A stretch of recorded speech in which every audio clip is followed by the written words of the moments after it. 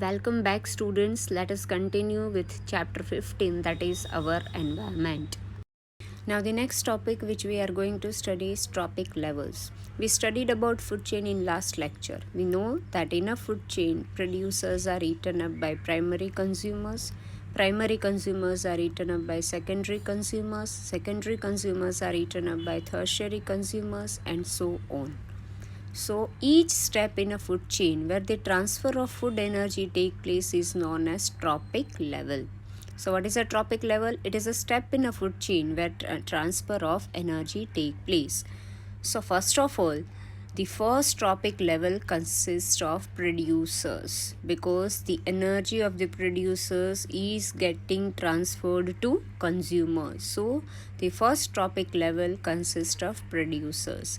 The second trophic level consists of primary consumers. Third trophic level consists of secondary consumers, and the fourth trophic level consists of tertiary consumers. We know that plants take energy from the sun in the form of sunlight and prepare their food. So the maximum energy level will be with the producers. Now then that energy will be transmitted to other consumers. But since the transfer of food energy decreases at every trophic level, the number of trophic levels are limited and they do not exceed 4 or 5. Means maximum you can say 5 trophic levels will be there. Now the next topic is energy flow in trophic levels. Green plants, that is producers, they absorb about 1% of solar energy falling on their leaves and prepare their food by the process of photosynthesis, and this energy is stored in them as food energy. Now during the transfer of food energy from one trophic level to next trophic level, 90% of energy is lost. Means the producers, they are eaten up by primary consumers. So how much amount of energy is there in the producers? From that, 90% of energy is lost and only 10% of energy is getting transformed to primary consumers.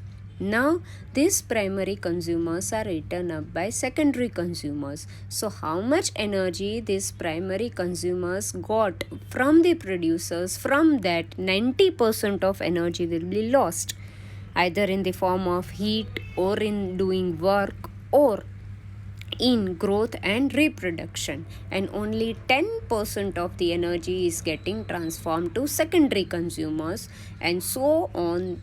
This way the energy is transformed from one level to another trophic level. So there is decrease in amount of food energy transferred at each trophic level by 10%, and this law is known as 10% law. Next is biological magnification, which is also known as biomagnification. We know that farmers have to use insecticides and pesticides in order to protect the crops from insects and pests in their farms. Now these harmful chemicals like insecticides and pesticides, which are used to protect the crops from insects and pests, are absorbed by plants. Now these plants are producers. They form the first trophic level of a food chain, and these plants are eaten up by consumers. So this way these insecticides and pesticides enter the food chain. Now these chemicals, that is insecticides and pesticides, are non-biodegradable waste. They cannot be decomposed, so they get accumulated at every trophic level and their concentration increases. Since human beings occupy the highest trophic level, that is, we are maximum dependent on plants, so the concentration of these harmful chemicals is maximum in our bodies. The increase in concentration of harmful chemicals in the bodies of organisms at higher trophic levels is known as biological magnification or biomagnification. Now the next topic is human activities affect the environment. First one, depletion of ozone layer in the atmosphere. First of all, what is ozone?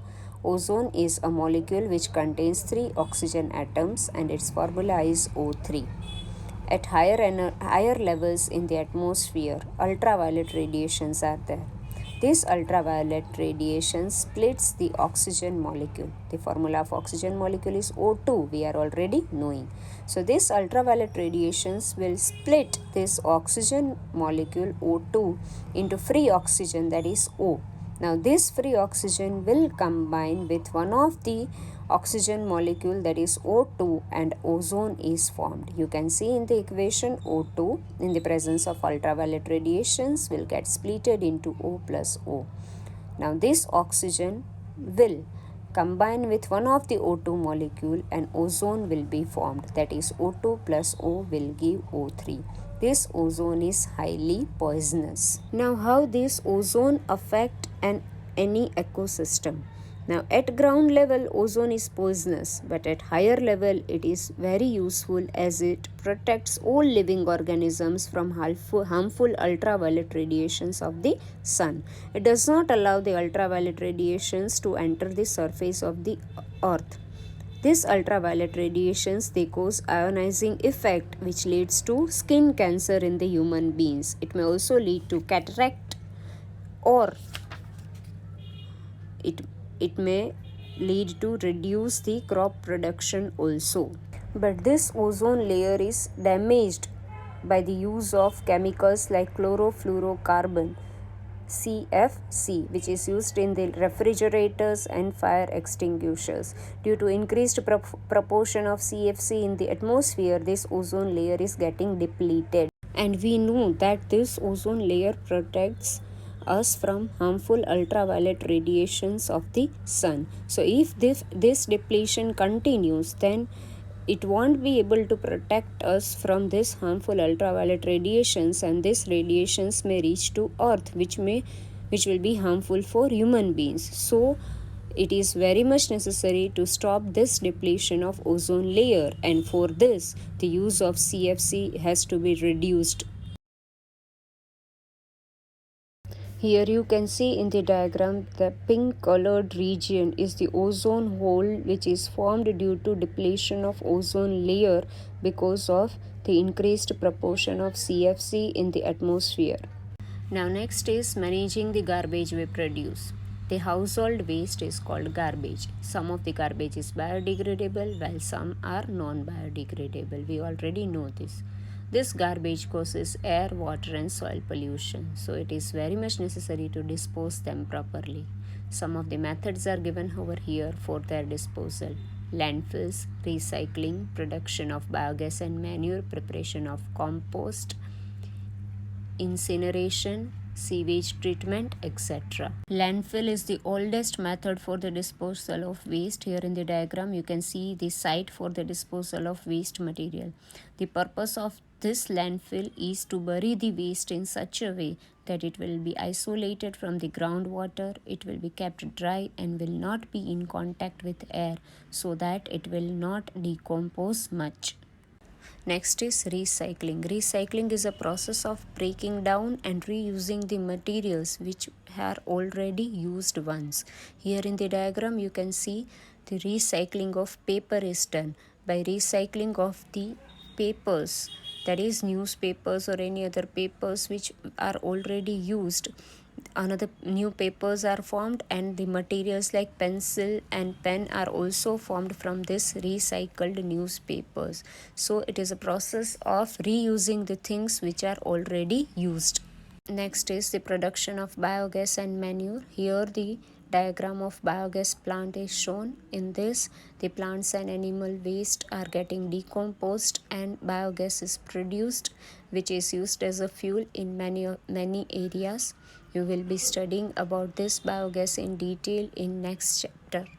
Next method is preparation of compost. First of all, what is compost? Compost is decayed organic material which is used as fertilizer for growing plants. Now how it is produced? Here you can see a compost pit is there. In this pit, kitchen waste, leaves, grass, etc. are buried. So the earthworms and other microorganisms inside this pit will convert this organic matter into compost, and then it will be used as fertilizer. Next process is incineration. You can see in the diagram incinerator is given. This incineration is a process of waste treatment which involves the combustion, that is burning of organic substances which are present in the waste material, and this burning is done at very high temperature. Next is sewage treatments. First of all, what is sewage? It is a type of waste water which is produced by human beings or by the industries or in any other way. Now, this sewage treatment is the process of removing contaminants from municipal wastewater containing mainly household sewage and some other industrial sewage, and the diagram shows the sewage treatment plant.